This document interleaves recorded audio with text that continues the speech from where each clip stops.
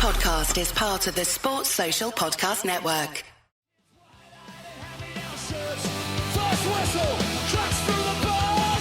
Millwall, running again. We don't care what they all chant in the stand. Millwall. Hello, dear listeners. It's Monday morning, and that means only one thing. It's Merv Payne. Welcome to the show, Merv.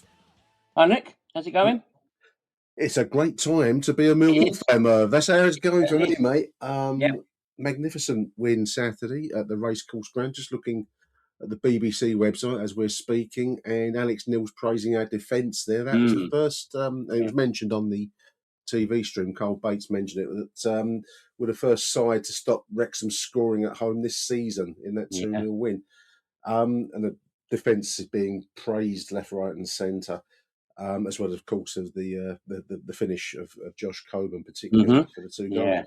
I was just thinking, it's been a long while since we have a back line that writes itself. Kramer, Cooper, Taylor, Doughty, Absolutely, yeah. And that's hard on Zach Sturge, who I thought was not let himself down or embarrassed himself whenever he's come into the team. No. But that's the foundation. It's getting a lot of 88 vibes for me, Merv, at the moment. Yeah, I said this tentatively on X on Saturday night, but it feels like the team is sort of just clicking a little bit more every game, and we're going to places and we're putting on really sort of disciplined performances like that. I mean, I was only following it along we had the grandkids round on Saturday, and I was following it along on Sky Sports News, and the first half didn't sound too healthy at all. It sounded like we were under the cosh. Wrexham were pushing, but as we've seen happen to Millwall sides at the Den quite a bit, if we don't get to half time with a lead, or we don't score early-ish, then the sort of pressure starts to tell, and that's when we're sort of,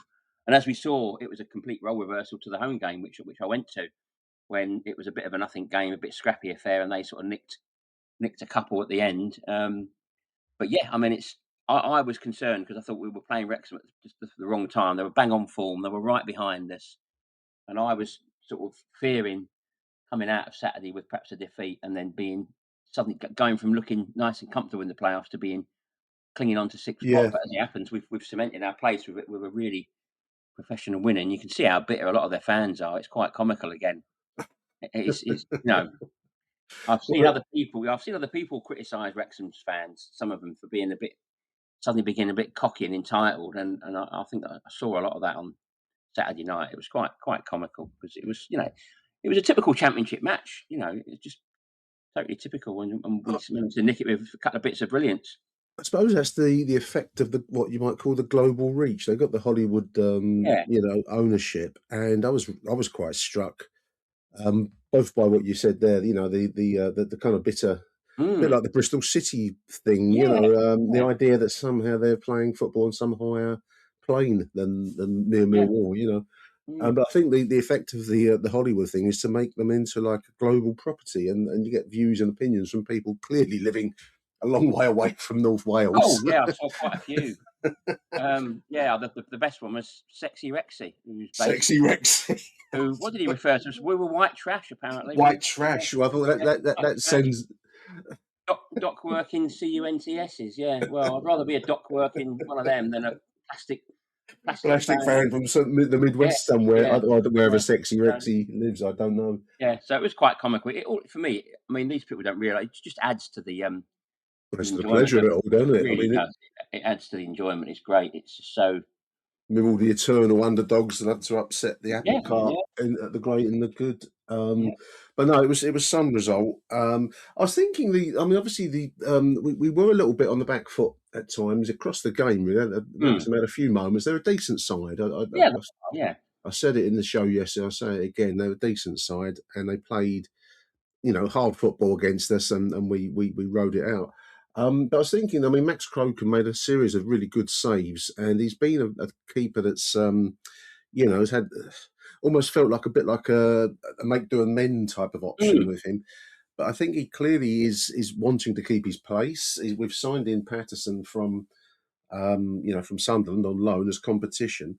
Yeah. And I was thinking, again, going back to '88 here again, Merv. Brian Horn was our first choice goalkeeper, but he had good competition. I was just looking at the history website. Keith Brannigan, wasn't it? That was his Yes, Brannigan was a and he highly was a decent rated. goalkeeper. He would go on to become a first choice goalkeeper in due course. So, I think it's a great thing to have good goalkeeping competition. Yeah, 88 being an example.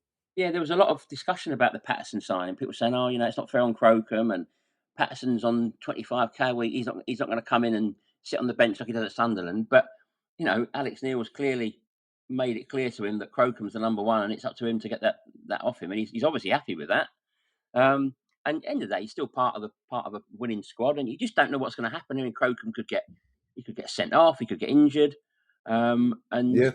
as good as George Evans is, for example, and is it Coleman, the other goalkeeper? I can't remember now. We've got, I can't remember, but Joel Coleman, he's yeah, like a coach, I think, as much as yeah, a it's keeper in his own right. yeah, but it's too much of a risk. And if Patterson's happy to be waiting in the wings, then great. That's, and I think Well, I think it's the thing with goal. I mean, actually, it was Paul Sansom who made the other appearance in the 87-88 season. Brannigan was in the squad, but just before the pedants out there grab hold of me, because there will be some that will correct me. Paul Sansom in 87-88. Yeah, I mean, I would imagine Patterson's come in expecting to become first choice, but I can't see how Max Crocombe is droppable at the moment. So no. that's the mark of a good squad. And Yeah. we've mentioned a few times the impact that Barry Bannon will make. I think probably Saturday was the first time that you could start to see the real kind of impact he could make from midfield. There's one ball in the first half, which I know you didn't see it, but it was absolutely exquisite ball laid into the path of Femi Aziz. Didn't work out, but these are the little keys I think that will unlock the tough defences we might well be facing as this season comes to its This is it.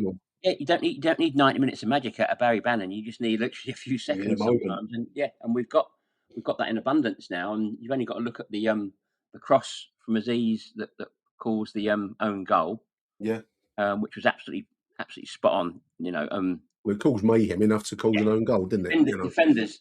I mean, I used to my lad used to play in defence, and about the worst ball you can have to try and defend is one that's whipped in, sort of curls round outside the edge of the 6-yard box. You just don't know what to do. You don't want to play it back to your keeper. You don't know who's coming in behind you, and it just causes panic. And Femi Aziz got that off to an absolute fine art. It was just a perfect ball, and the move for Coburn's goal was just exquisite, wasn't it? The ball from Femi, Merv. I mean, that was like a first time pass into space. Yeah, exactly. Beautiful. He knew exactly what he was doing with it, and the understanding between Cramer and Aziz as well is just unbelievable. And then the finish from Coburn. People were criticising him for missing a sitter against Charlton, but I mean, the bottom line is strikers are going to miss easy chances, and what it comes down to is if you miss a sitter and you win 4-0, forget it. It doesn't matter. No.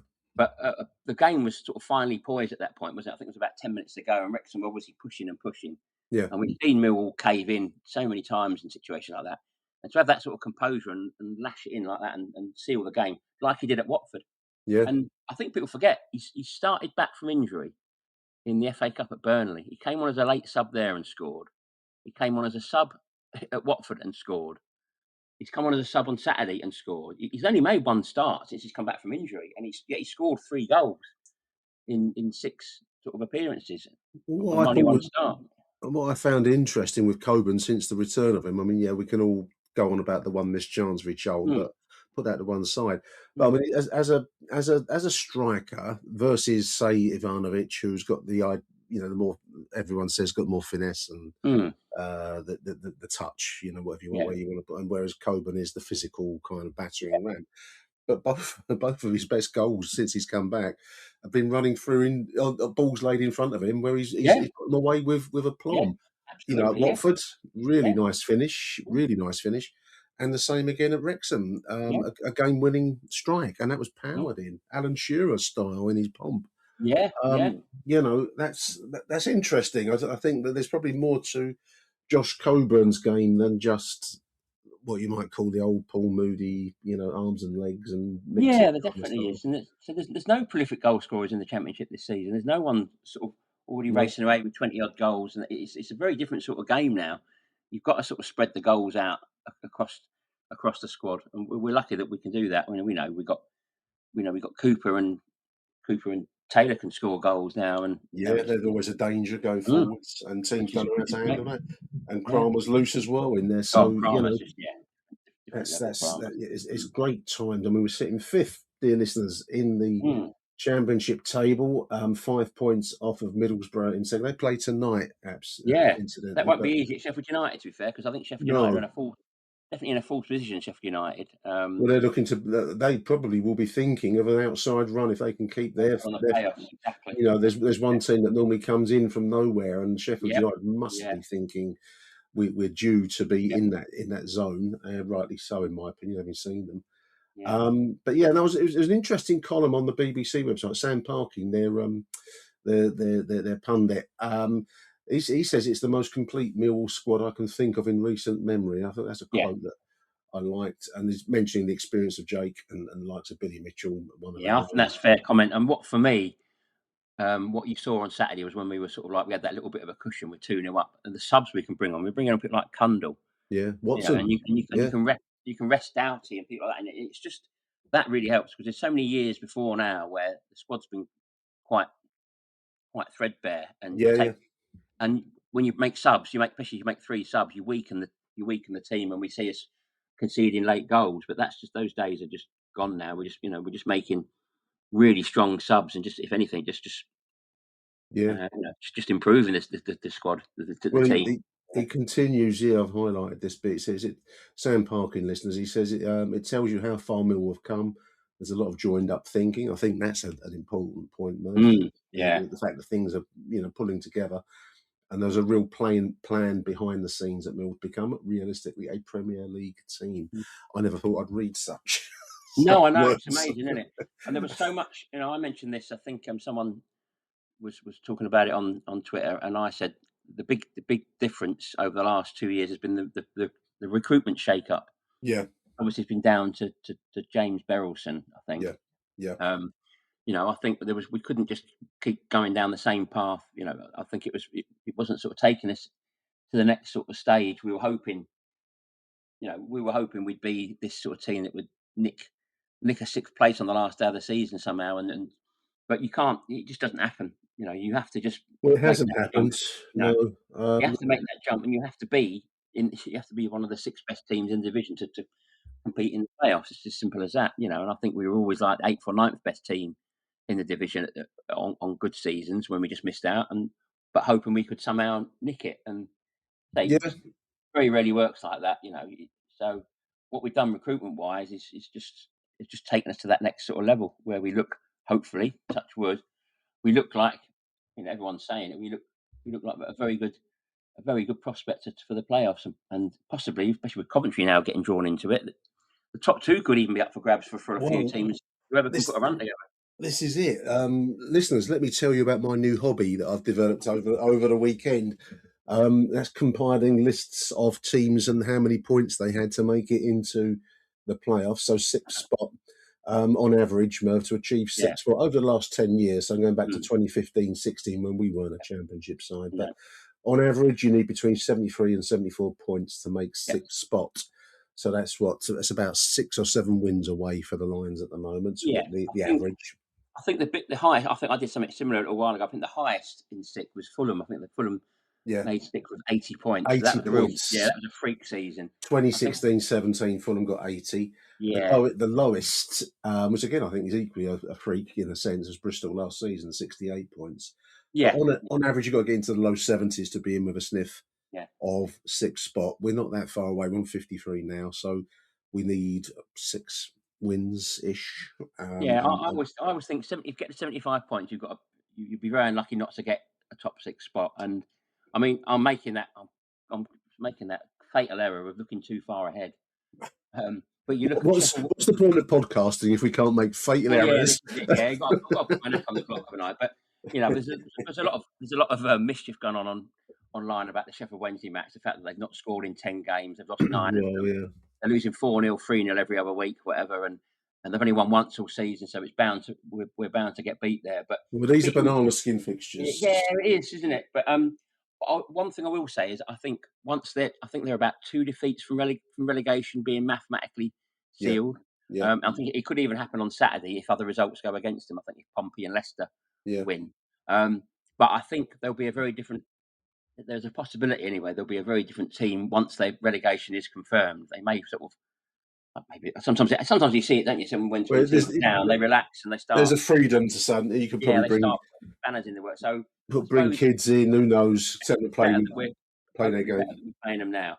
But then Pompey and Birmingham at home after Yeah, that, it's a fatal error to make. But you've got to say it. 3 very winnable games, yeah. which makes it which gets us to over 60 points with more than 10 games And left. it brings these kinds of targets into sight.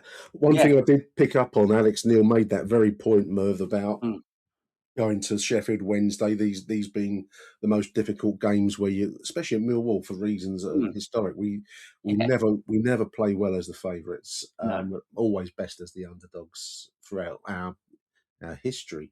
But anyway, I think he's at least aware of it. He's by some distance, I think, the most football intelligent manager I've seen at Millwall for a Yeah. long Yeah. time.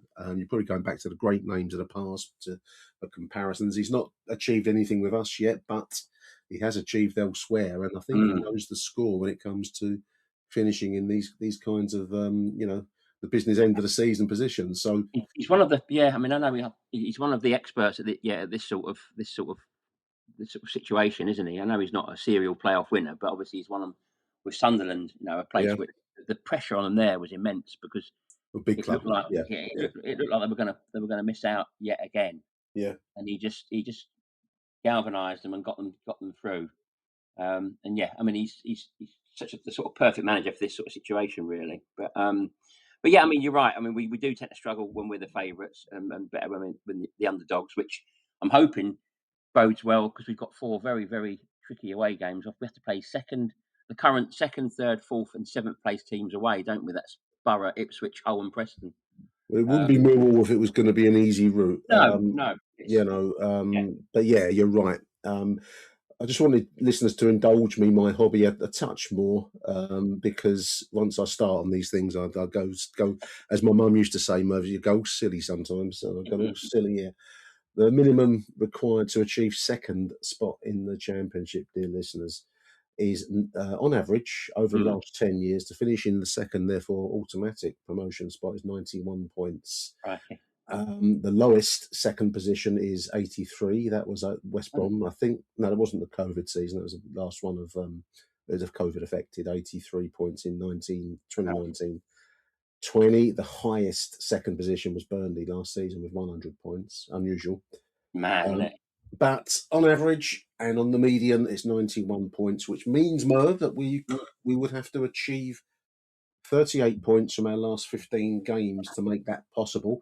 I'm only going to drop 7 points. We can only drop 7. Yeah, Might be a stretch, but that's promotion winning runs. That's what we. But then what you need to factor in is, I mean, I suppose you probably need to look at all the tables at this sort of stage or various stages in those seasons to see what was happening because obviously teams are going to play each other. They're going to cancel each other out. And this is one of the most open it's been at the top for a long time. Well, yeah. So I mean, Coventry go on the wobble, totals, then it could be this season. but they've been playing as a very decent side. So you can only focus on what you can do. But if listeners want the size of the task, it is that you can't drop.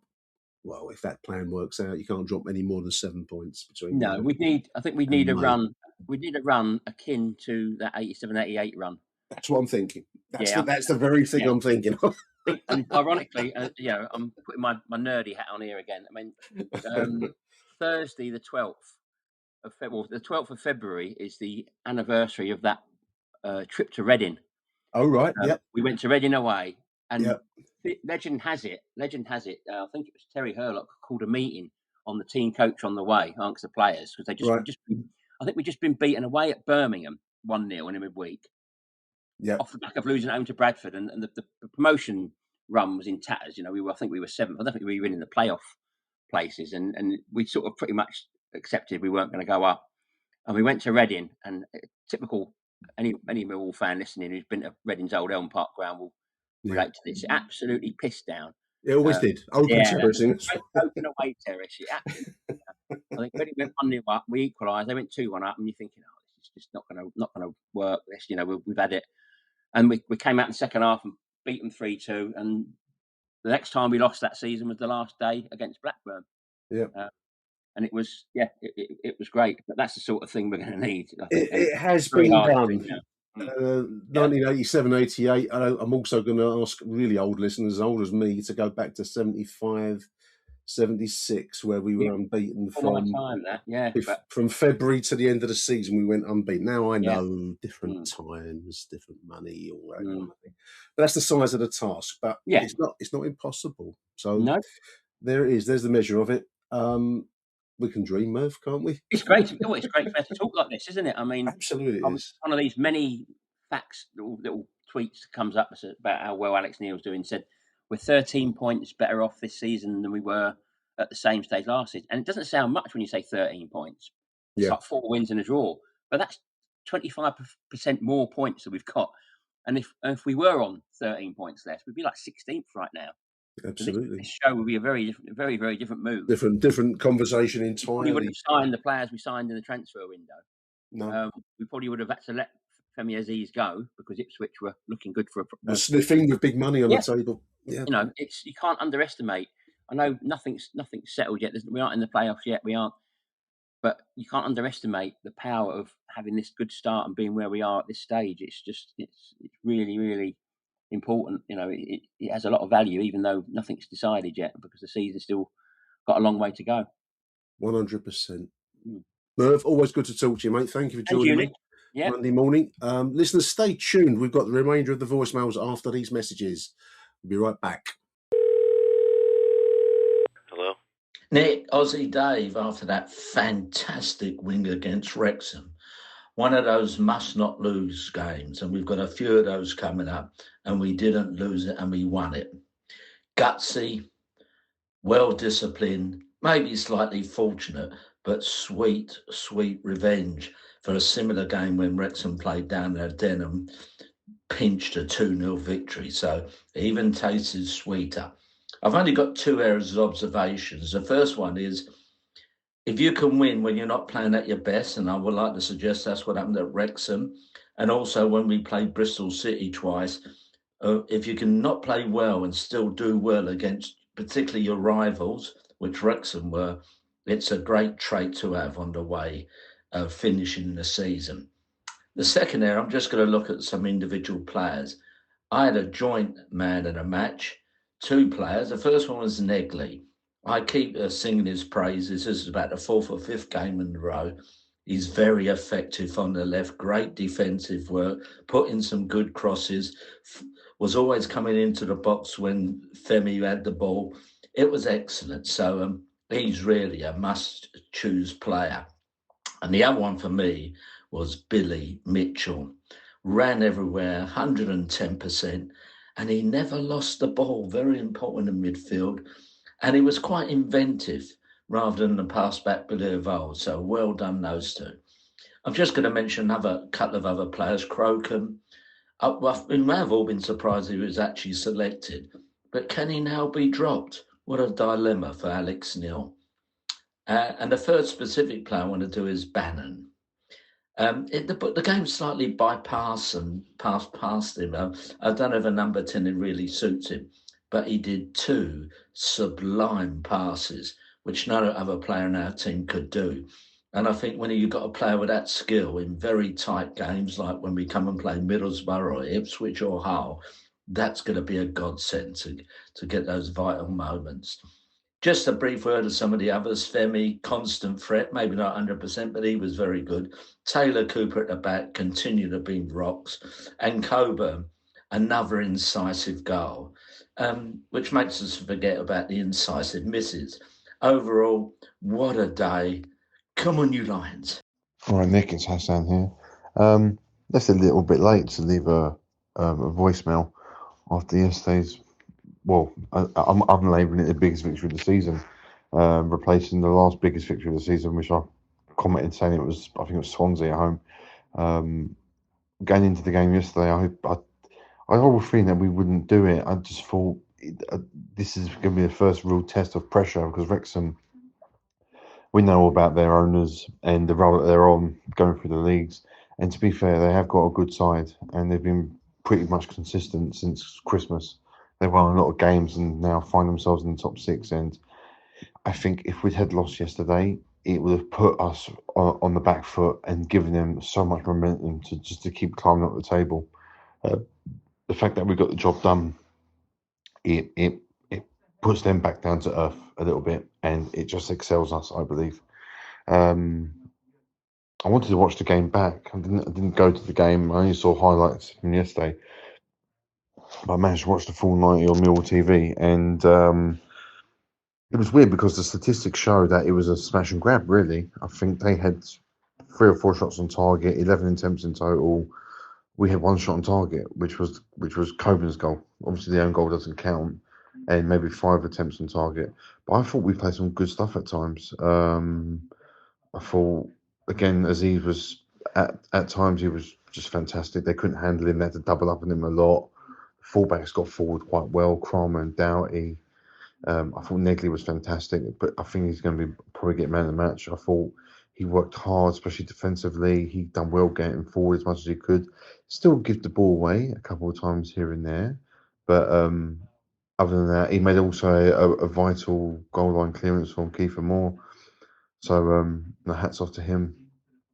But watching the game back, defensive display was fantastic. Crocombe, going into the game, I thought, is Alex Neil going to wield the sword and bring in Patterson, who obviously he knows very well from his time at Sunderland, but he stuck to his guns, and Crocombe continuing in goal. Apart from one dodgy mishap at a cross, he was solid, made a few good saves. Defence was good from what I saw. Wrexham did break the line a few times, apart from some bad finishing. It could have been a different story, but other than that, defence was good. Taylor and Cooper, solid. And I think it was the first time I've seen a Mill backline basically beat up Kiefer Moore. Twice Cooper done him. The first time he blooded his nose, and he'd done him again. It was fantastic to see. How he got away with it, I don't know. It wasn't like a red card defence, but even like a yellow, I don't think he got booked for either of them. But Kiefer Moore, yeah, he's definitely sore after yesterday's game, and serves him right as well. Bastard always scores against us. So that was good. Paul Dillon and Billy Mitchell were very excellent in the middle. I want to get on to Barry Bannon. From what I saw, the more he plays in this side, the more we're going to score goals. I was impressed with him. Even though what he did was very little, you could see the football intelligence in him already. Some of the passing he was spraying around, the through balls. He's the Alfie Doughty that of the middle of the park, I thought. You know, some of the through balls he was putting through. And once Mihailo and Josh Coburn start to learn where to be, they'll get a lot of chances off him. So I thought that was quite a good positive. Just a good day all round, really. Good. The first goal was interesting. I thought Mihailo, I don't know how he missed it, to be honest with you. I think that's what threw the defender off. I think he sort of gave up the ghost. He probably thought, you know what, he's going to score now. And next minute, it's landed right at his, almost hit his hand in winning. So that was a good goal. But again, you could say it's luck, but it's luck forged out of hard work. It was, another long ball from Dinor. We've seen that many times this season against QPR, against Leicester. That quick ball, Aziz makes the run, lovely cross, and it goes in the goal. And Aziz gets another assist for the Coburn goal. And amazing, isn't it? Kobe misses from, 5 yards out, open goal, but quick thinking, bang, he scores. So I think the more that Bannon gets in that side, Coburn and Ivanovic are going to really thrive from him being in the side. He spread the ball around quite well. Tommy Watson came on. He didn't do a lot, but he's a big lad. I didn't realise how tall he was. But today's result means nothing if we don't go to Sheffield Wednesday and get another result. Because in this league, it is so competitive. It doesn't matter if you're playing a team in 12th or 22nd. Each game is difficult, and we need to keep it going. Next week will be quite an emotional game. I'll be going there. I've got my tickets, even though they haven't arrived yet. So I don't know what's going on with that. It'll be an emotional game for Barry Bannon. I don't know where. He's a professional football player at the end of the day, and it's just another game of football. He's contracted to Millwall Football Club, so I'm sure he wants to play the game and obviously score goals and set goals up to win the game. So it'd be interesting to see. But otherwise, fantastic result, great performance, and hats off to Alex Neil and the staff and the players. Cheers, Nick. Bye bye. Fantastic, as always, from Hasan. And before Hasan, it was Aussie Dave. Fantastic stuff from both of the boys there. A few points I've picked up on as both of the chaps were speaking. I agree with Hasan. It's the biggest win of the season so far. We've got some big games yet to come, not least as Hasan was just pointing out there, Sheffield Wednesday on Saturday. They seem to have gone for these downloaded tickets. This is the modern world. I had a download pop up in my inbox earlier on today, listeners. So I've got the ticket on the phone. So as you'll gather, I shall be at Hillsborough. Let's hope we can indeed pick up all 3 points, because the pressure's actually on. Alex Neil has made the point, and I've repeated this across this show and the previous one I did, that these are the difficult games, the games where expectation lies heavy across your shoulders, not traditionally something that Millwall have responded well to. And as Hasan has just pointed out, the impact on Barry Bannon, he will be emotional. He's clearly invested a lot of his life and his heart with Sheffield Wednesday. They are in a tailspin, minus 7 points thanks to various points deductions. And this is a big club, big name, looking at League One. Maybe they can be reborn in League One and make a comeback. Certainly, it's one of the great names of English football. So let's put aside any loyalties and hope they make a comeback. But certainly, it'd be nice to take 3 points from them next Saturday. It's kind of an essential win, really, as Hasan's just pointed out. If we do well at Wrexham and then screw up at Hillsborough, then it all comes a bit to nothing. Kiefer Moore, we've mentioned a few times, bashed up very, very nicely by Jake Cooper. No mean task. And I thought Jake handled that very well. And as I hadn't really thought of the angle of not being booked there, Hasan, but you're bang on, mate, because to do that, do the work, the job on him, and not even pick up a yellow card is professionalism of the highest order. Overall, I thought it was a hard-fought win against a decent side. I didn't think they were a bad team at all. And there were a few kind of heart-in-mouth moments especially in the early part of the second half. There was a few moments where I thought, well, here we go. They're going to get a goal. Aussie Dave made the great point. It's a cliche, but it's a true cliche, as all cliches should be. If you a good team, if they can win when they're not playing particularly well, and certainly across the first half, we weren't firing like a Rolls Royce engine. If you can still pick up 3 points on the back of that, you're doing very, very well. Aussie Dave asked the question: can Crocombe be dropped? It's a really good question. One I wouldn't want to have the dilemma of, boys, because certainly Max Crocombe Saturday pulled off some goal saving moments, kept us in the game. There was one break, I think, in the early part of the second half where Moore was put through and he came out bravely, very bravely at his feet and cleared the moment where another day that goes in the net. He's done nothing to be dropped, deserving to be dropped, and no football can be a cruel game. But I don't see Max losing his place at the moment. Patterson or no Patterson, that's my take. And I just want to second Dave's point about Camille Negley. Has come on really, really well. His season is a real journey, and contender for player of the season, in my opinion, a contender. Because I know people have differing views on all that person might be, but I think he's a contender for it. Big thank you then to Dave and to Hasan. We're going to play now David Leadercramer and then Matt Richards. Morning, Nick. David Leadercramer here. I don't normally ring in when I've not been to the game and I've only seen the extended highlights. But what a fantastic win it was. Not in the sense that we played as well as we have done this season, but certainly it's the sort of game that we really needed to win because Wrexham were in great form and were obviously just below us in the table. I'm sure others will talk about all sorts of performances, but the few standout things I wanted to mention was that I thought that Negley has really developed into a very, very important player for us. and his work rate and his running off the ball and his creativity are absolutely vital to this team.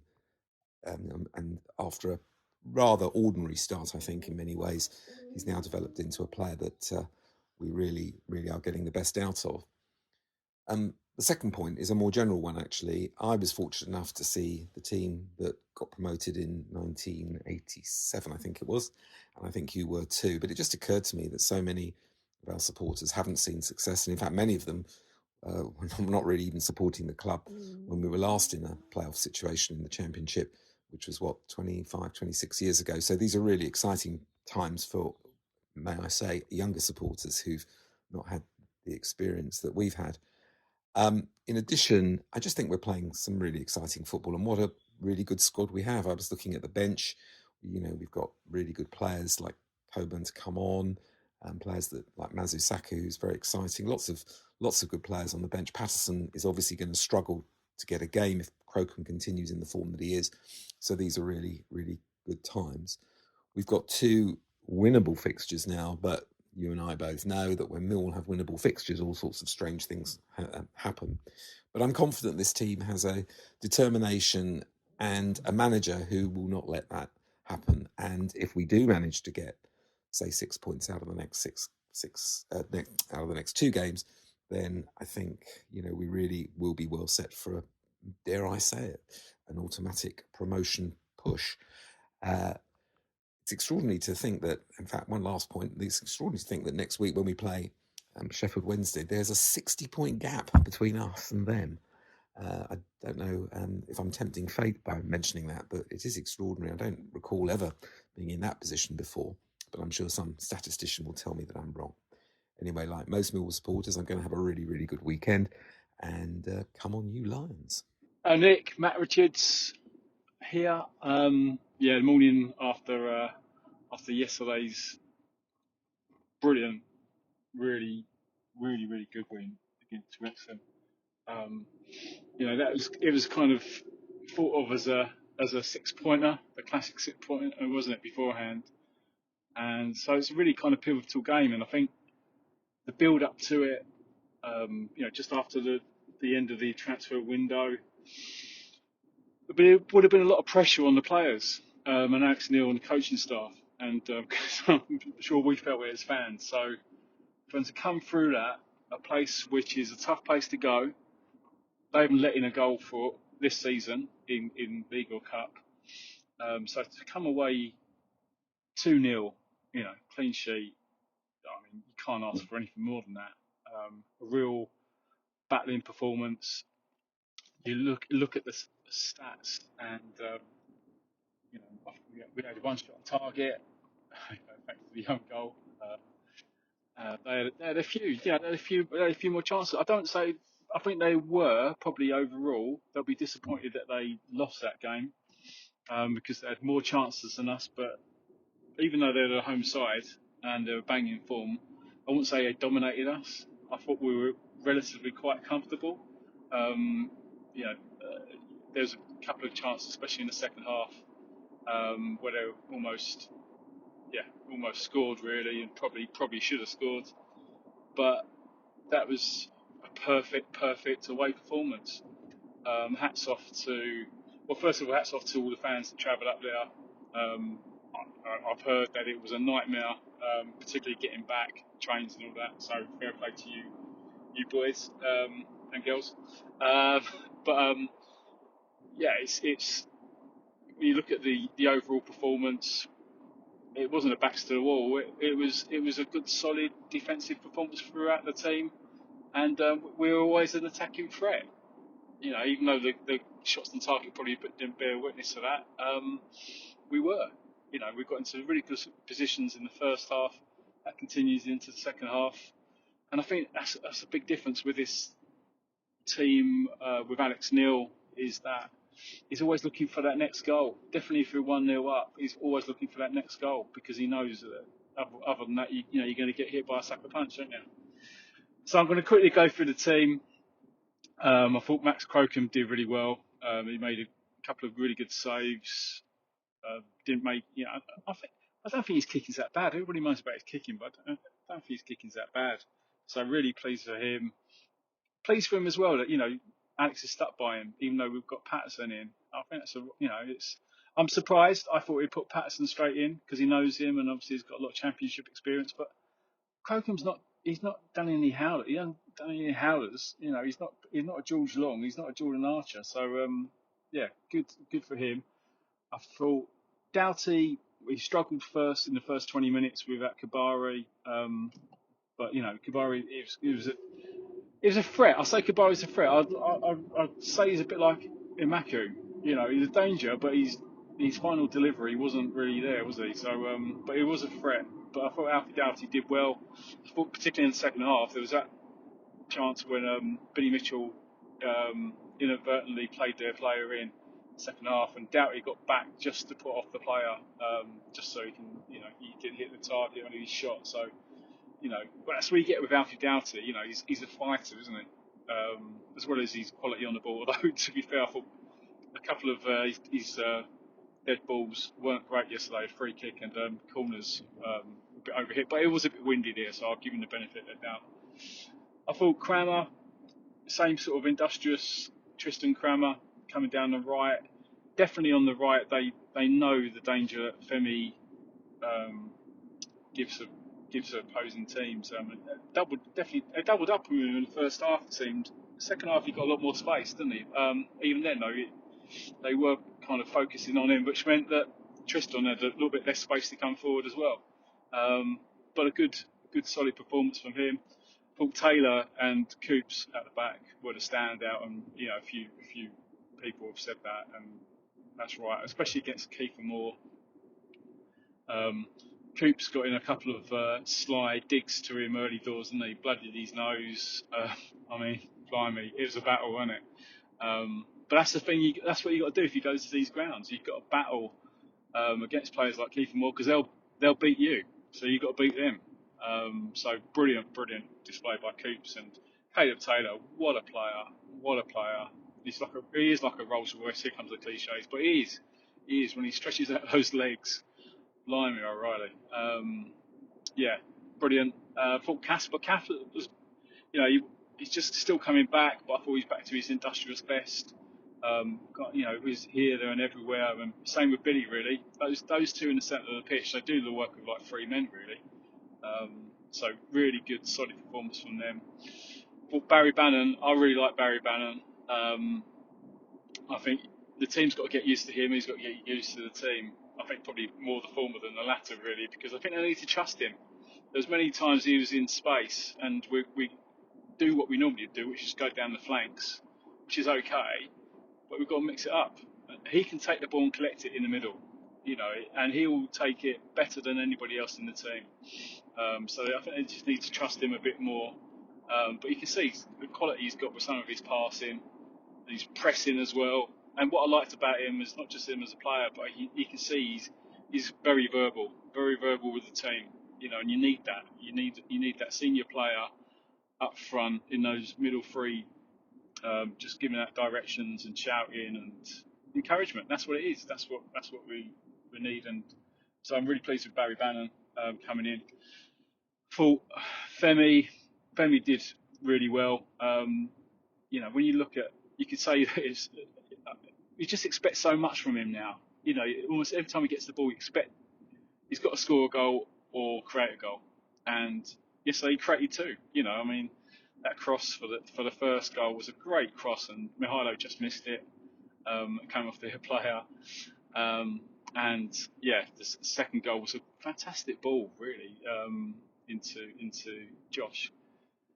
And Negley just up and down. I thought he was a real threat, especially in the first half, and he's getting back in defence as well. So he's still liable to perhaps the odd occasional lazy ball or relaxed ball, should we say?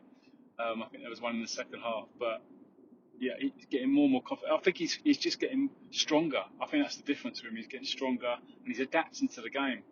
Every game he's getting better. So he did well on the left, which isn't his best position. And I thought Mihailo did well. It was a bit of a threat in the first half, and how good is it that we can then bring on Josh Coburn in the second half, and I'm sure we'll mix them up as the rest of the season progresses. So really, really good, strong performance. I'm conscious I've just gone on for ages, so you might need to edit this down, but that's fine. I just, there's a real positivity at the moment, and I think that's right. And we dare not to dream and all that sort of cliche stuff, but I think there's a different mentality in this team that comes from the coaching staff who've been there, done it. And there's I think there's more of an expectation on this group of players than there has been before. That they think they're going to do it. They think they're going to get into the playoffs and potentially more, because I don't think there's anything to frighten us. The teams we've got to play, nobody streaks ahead in this division. We've outplayed Coventry. We should have beaten them. Borough are a good team, but we can beat them. There's no one to frighten us. You know, I think we can go on more of a run now. We've got some games coming up which we're expected to win now. That's going to be a bit of a challenge. It always is for us. I think we can do it. Anyway, Nick, I think that's enough for me, what you're in on. Yeah. Cheers, mate. Take care. Come on, you lines. Achtung, Millwall. Huge thank you to David, Leadercramer and Matt Richards before the break there. I agree with David. Exciting times, especially for younger fans who haven't known, you know, the promotion. I mean, there's only one generation that ever did. That's the one that David and I come from. The Gen Xers of 1988. The only time we've ever got into the top flight. Wouldn't it be wonderful if we can deliver a second landmark in Mill history for younger fans to get a sense of that level. For me, it was just being taken seriously as a top flight club was an immense feeling. It's the one thing that I took away from those 2 seasons that were in the top flight all those years ago. It'd be great to repeat it again. We do have a good squad. They're capable of doing it. As Matt Richards have just said, there's nothing in the division really to be frightened of. We will need to go on a run. We can't afford to drop many points. But anything's possible, listeners. I think we need in the low 70s to get into the playoff spots, and the low 90s if we're going to dream of automatic. I'm dreaming of it. I know a lot of people will be coming back to me saying, you got to be realistic. But the whole point and purpose of podcasting is to, once in a while, loosen your tie and kick off your shoes and, do the mashed potato, so to speak. Incidentally, big thank you to one of our listeners, David Banks, who emailed me with his suggestion as to who Barry Bannon reminds him of. I think I was struggling to come up with a comparison. I went with Alex Ray as my nearest equivalent that I've known in my time as a Millwall fan. And David's come back at me and said, what about E.T., Etienne Verviers? And I would probably agree, actually. He's probably the only other player that I can think of that has an equivalent level of sophistication to his game that can come into the same conversation as what we've seen with Barry Bannon.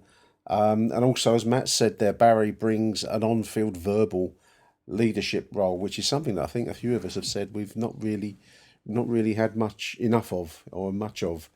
And it's good to see that he brings that element to his game too. Another player I wanted to mention, Matt's mentioned Caleb Taylor.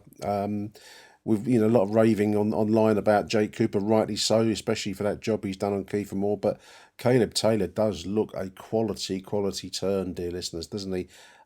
We have really picked the pocket of West Bromwich Albion, signing him for, I don't know what the fee was. It was low by modern standards, $1 million, $2 million or something. I don't know how much it was, but whatever we've paid for him, it wasn't much, and the performances we're seeing from the boy are top quality. So a big thank you there to David and to Matt Richards. Now then, listeners, we're going to play out the remainder of the show now with the remaining voice notes, which will be from Rob Woodford, Rob Abbott, Martin Colwell and Adam Wicks. Thank you for listening, dear listeners. From me, Nick Hart, that's going to be enough for now, and we will be back at the weekend after Sheffield Wednesday away, Hillsborough. Until then, from me, Nick Hart, Arrivederci Millwall. Bye for now. Good afternoon, Nick Hart. Achtung, Millwall. What is it? Fucking hold on 1 minute, boys and girls. Well done for the 1,293 went up to the old fucking shape shaggers. You know what? Let's just call it Hollywood Bowl, Hollywood or bust, or Netflix FC, mate. What happened? You fucking sheep shaggers. Millwall quality. 2-0 in the bag. Game over. Josh Coleman should have started. Loved you. Watson, I ain't seen the game. I don't care, mate. We are on the way to the Premiership. Sheffield Wednesday next. Bye for now. Bye. Love you all. Man. Well, Nick, you know, from the outset in this match, our body language looked confident and we seemed very composed. And surely this progression has stemmed from having just that one defeat in the league in 9 matches. You know, since that low point versus Blackburn Rovers a week before Christmas, and the only recent narrow defeat versus Coventry was arguably one of our best performances of the season.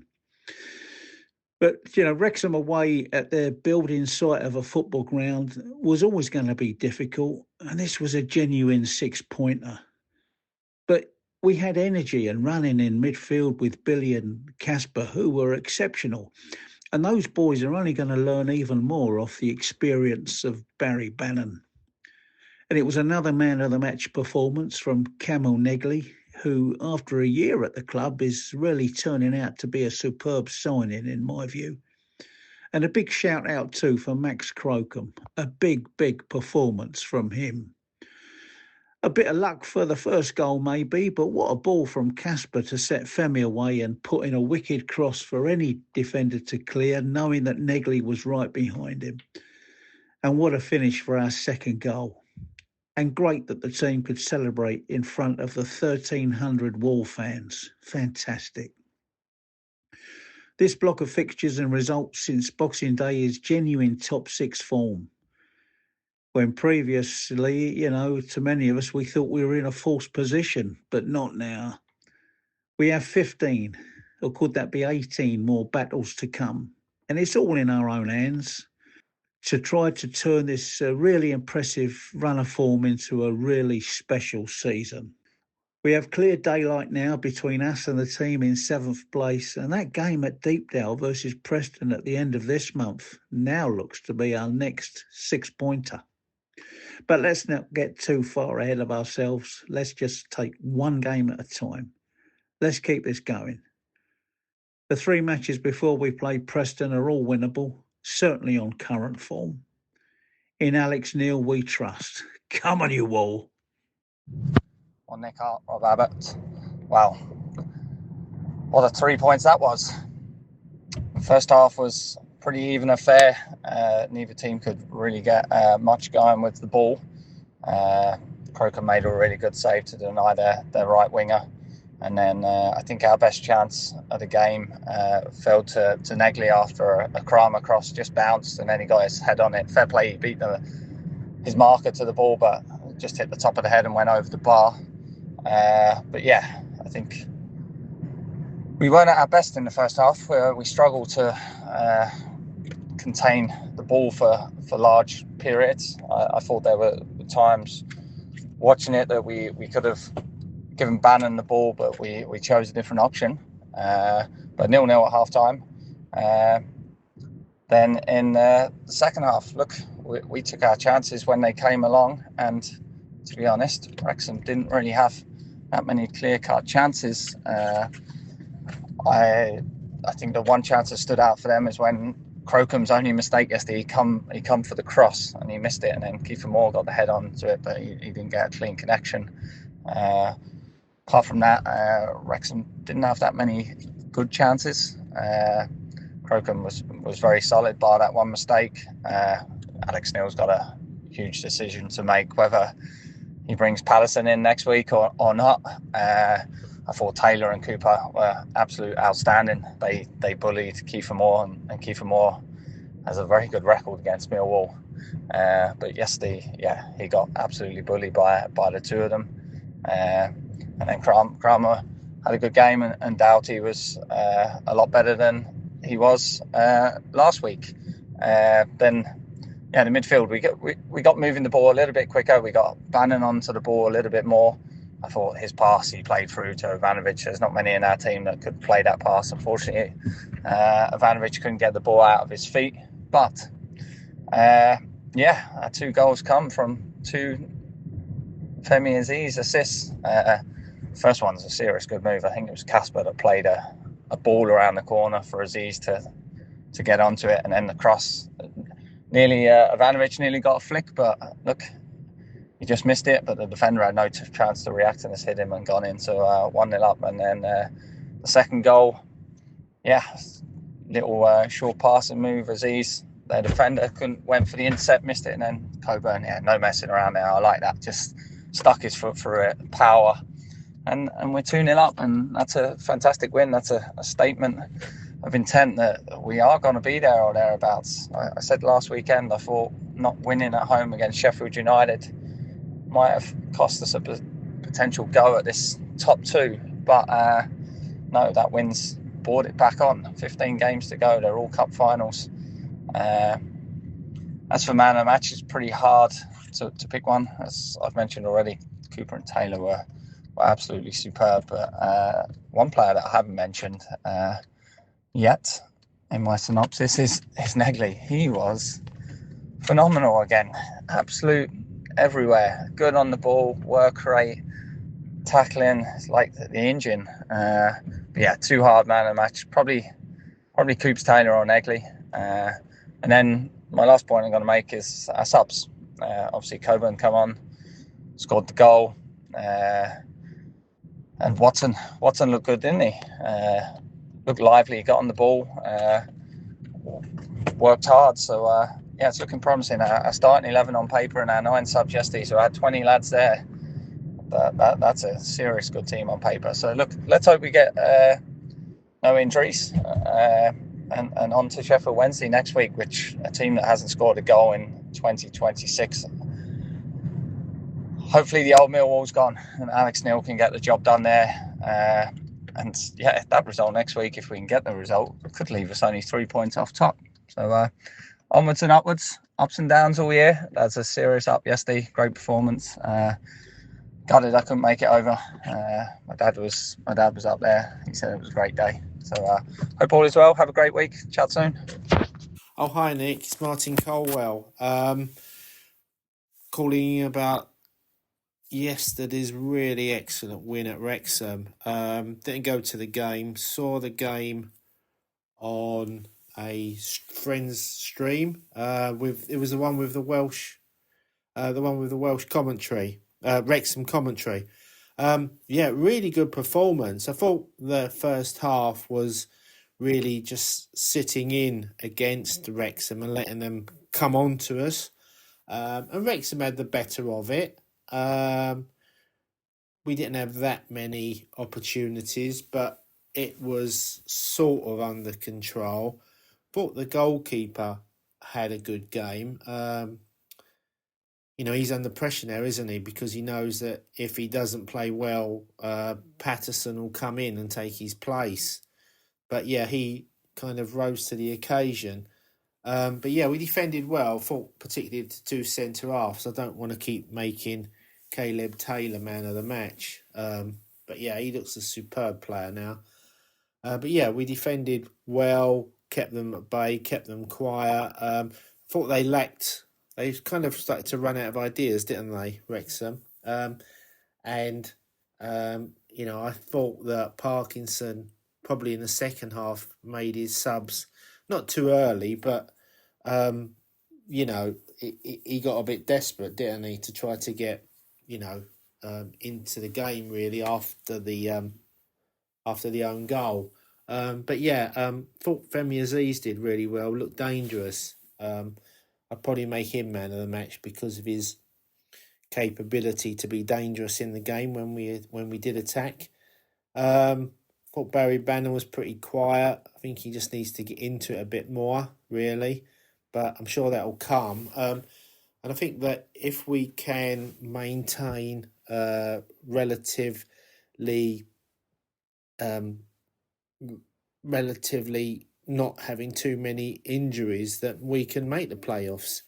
I'm even looking at the date of the playoff final, Saturday, 24th of May, to keep that clear now. So yeah, that's really good. I thought second half we ramped it up a bit. I think we had the win and we had the lead, and I thought we could press them a bit more because they were going to open up. And kind of the second goal, which was well taken, good pass through to Coburn, and he buried it, didn't he? And we cruised the last 5 minutes plus injury time, didn't we? Really, thought the team looked well balanced. I think the concern I have with the team, or the one concern, is if we go behind, getting back in, winning the game from behind the position, which is hard, but it's something we're going to have to do in the 15 games that we run in on now, because we've got to, if we go 1-0 down, we've got to be able to win 2-1 plus, and that slightly worries me a bit. But yeah, we're starting to score goals, starting to take our chances, which is looking good. Really interesting game next week at Sheffield Wednesday. They're due to score a goal, aren't they? Because they haven't scored for so many games. Have they 9 games or 10 games? And they keep losing. But yeah, that's a real banana skin, isn't it? This is a game you've got to win. I think I said to you last week, you've got to win that game. You play with 6 forwards. You've just got to beat them and get that 3 points. Now we've got that 6-point gap because we need to maintain that 6-point gap. Because I think the other teams up there, I think it's Ipswich and Hull, they play in the FA Cup, don't they? And Hull have got Chelsea, so that's a big game for them. So I'd imagine they'll be going for that. I think Ipswich have got Wrexham, so that kind of ties them 2 up as well. So we've got that opportunity to close up on those above and also get a gap between those behind us in that game to put pressure on them, because they'll have that game in hand and they'll have to play midweek and they'll have to push up, So that's a good position to be in. With the new signings, obviously Patson didn't play. Tommy Wilson looked okay. He needs to get into it, doesn't he? He seemed to celebrate the goal, so he teamed with Coburn, so he seemed to be into the team ethos anyway. And I think he'll show up a bit more because, we haven't got that many alternatives on the left, really. If he's not playing, then, we're either pushing Alfie Doughty forward or putting Ballo up there, so that's probably not ideal for pace-wise or ability-wise, from Ballo, or pace-wise from Doughty. But yeah, it's nice that Zach Sturge can come in or be at the end compared to Doughty to add that little bit of pace at the end as well. I think Tristan Kramer looks a bit tired now, doesn't he? I know he's played every game, but I think he's comparatively lacking a bit of energy to get down, that wing. I'm not doubting him. He's a very good player, but, I think he could do with a rest, really, because we've got, after Sheffield Wednesday, we've got those 2 home games coming up as well. So I do worry about him. Perhaps if we could get 1 or 2 up against Sheffield Wednesday, get Kramer off, and just give him a rest. But yeah, really good performance. We looked well organised. I think we're suited to those sort of games to play away and let other teams come on to us and then go at them. And that is really good for us. I think it's when we play home games against teams that are going to sit in, it's a danger. But I always say that, don't I? But yeah, anyway, let's press on and go for that championship promotion, and come on, you Lions. Morning, Nick. Just Adam Wicks here, just leaving my thoughts after yesterday's excellent 2-0 win at Wrexham, which I was fortunate enough to be at the game. I think I didn't actually think we played that well yesterday, but we are developing a serious knack for grinding out, or we didn't grind it out. I think we probably just about deserved it, but finding a way to win when we're not totally fluid, which I think is it's not obviously a sign of a decent side, isn't it? We're keeping clean sheets. Cooper looks immense. Taylor looks immense. Crocombe put in a good good performance now under a bit of pressure for his shirt, which is good to see. I just thought it was a commendable performance against a top 6 team, and I think we were having a chat on the train, which was murder getting home, but well worth it. But I think we should be looking up rather than over our shoulder, and I don't think, we might not quite get there, but the top 2 are definitely not out of the question. And we're definitely in that conversation. I think if you look at the table, I think if Sheffield United beat Middlesbrough, I think they're only 5 points off the playoffs.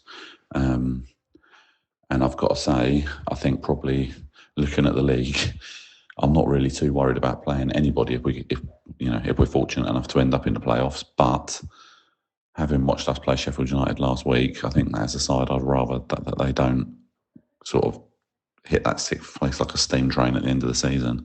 I think it's so tight. Coventry seem to be having a wobble. Hull drop points. It's there to be taken if we want it, I think. And I think we're good enough. So that's about all I've got to say, really. Great day out all round. Well done to the players. Away end was really, it was a good away end to be in. On to Sheffield Wednesday. Come on, you Lions. I know I've said my goodbyes already, dear listeners, but I just wanted to finish today's edition off with a big thank you to everyone for submitting their voice notes. Aussie, Dave, Hasan, David Leadercramer, Matt Richards, Bobby T, forgot to mention Bobby earlier on, apologies Bob, Rob Woodford, Rob Abbott, Martin Colwell and Adam Wicks. Great stuff, boys, I really appreciate it. Would you like to join our little voicemail posse, dear listeners? Do message me if you can. All you got to do is exchange mobile numbers with me, and you can WhatsApp me your post-match thoughts or any other thoughts for that matter, anytime you like. I really appreciate everyone sending the voice notes in. Just to reiterate that our profits from Achtung Millwall are donated to charity, namely the Lions Food Hub. So if you do want to contribute to the show, you're doing a good thing by a charity that does fantastic work locally. That's my unique selling point, dear listeners. So I really appreciate everyone's efforts. Would you like to join me as a post-match pundit doing the old guest slot? I normally do those on a Sunday morning post-match, normally, just like a Zoom call. If you fancy being the pundit, I like to get a lot of different voices on this show, as you've probably gathered listening to it over the course of the season. So it'd be great if you want to do that. Email me at achdungmillwall@gmail.com, or you can hit me up on the old X at Achtung Millwall. You can private message me on X and we can exchange mobile numbers or take the conversation wherever it goes to. Big thank you to everyone for joining me today, dear listeners. I'll be back after the weekend and that trip to Sheffield Wednesday. Till then, from me, Nick Hart, Arrivederci Millwall. Bye for now. Achtung, Millwall. Who do you want to watch?